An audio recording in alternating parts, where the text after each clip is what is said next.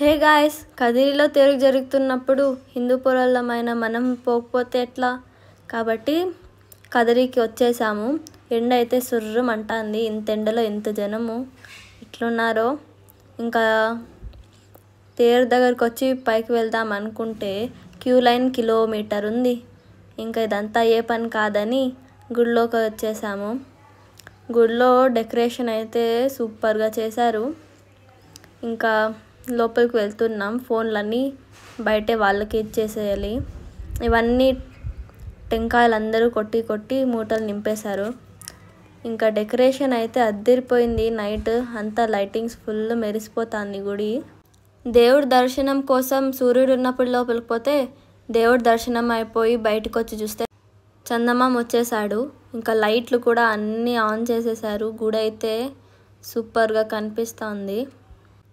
ఇంకా లడ్డు తీసుకోకపోతే ఎట్లా కాబట్టి లడ్డూలు కూడా తీసుకొని తినుకుంటూ అలానే బయటకు వచ్చాము. ఇంకా ఈ డెకరేషన్ అంతా చూసి కళ్ళు జిగేలుమన్నాయి. ఇక్కడ చూసారా ఎంత బాగా రథంలాగా తయారు చేశారు.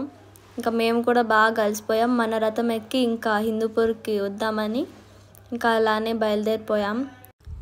గుడికి వెళ్ళి మొక్కోవడం ఇంపార్టెంట్ కాదు, గుడికి వెళ్ళి అక్కడంతా చెత్త చేయకుండా ఉండడమే ఇంపార్టెంట్. Okay, bye.